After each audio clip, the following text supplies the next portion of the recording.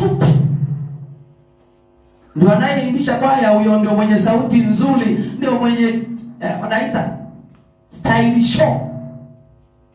Siku hizi kuna kwaya unakuta wanatangulia vijana, wakina mama mkae nyuma, mabinti mkae nyuma, wanatangulia vijana. Sasa walioshona hizo suruali zimebana, mondo imemshika, akianza kucheza analuka mpaka sarakasi. Juzi kuna vijana mmoja aliniambia, sehemu moja nilienda kucheza, bahati mbaya nikaangukia huko nikazimia kabisa.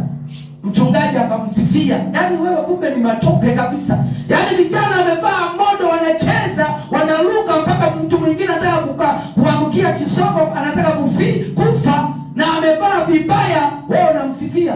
Wanasema kwamba hawa ndio wakina Daudi. Kumbe wajinga waliwao. Mungu akubariki sana. Bwana Yesu asifiwe sana.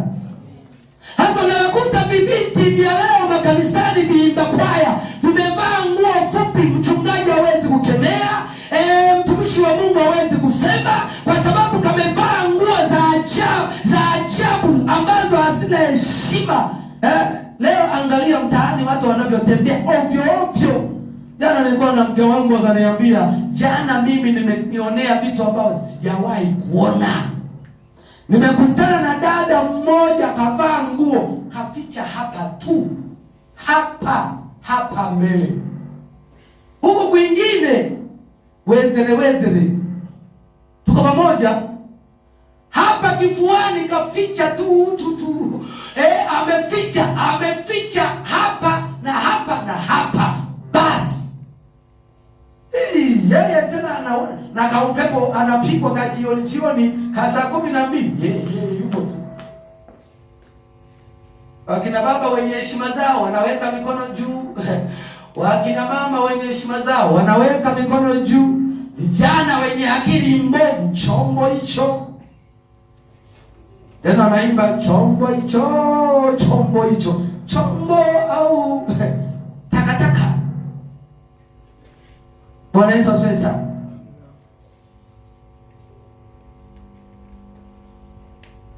Muda mwingine anatakiwa muda mwingine tunatakiwa tukupeleke maeneo pale maeneo ya Biaramlo. Sasa hivi kuna sehemu mbaya kweli. Kuna sehemu inaitwa na Veiara na Gorofani na Sunset. Yaani ile nguo ambayo wewe ni mama, ni mdada, unavalia ndani, yeye ndio anavaa nje, anawahudumia wateja. Anamwambia nikuletee ya moto, ya baridi. Anatikisa na mguu wake, ulione duka liko kazini. Tunaelewana hapo?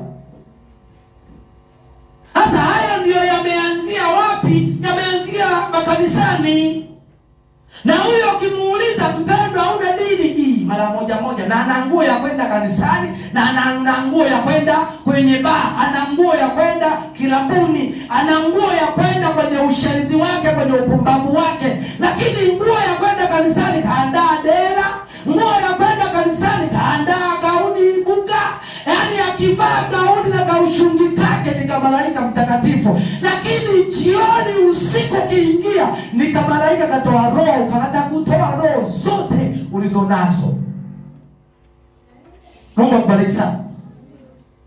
Yameanzia makanisani. Wachungaji hawataki kusema kweli kwa sababu ya pesa, hawataki kuzungumza ukweli kwa sababu ya posho. Mimi bahati nzuri sipati posho, sipati pesa. Sasa imekula kwao. Mungu akubariki sana. Najitafutia kwa kazi kwa mikono yangu. Nikikosa kwa mikono yangu naenda kulala njaa. Nikikosa kwa mikono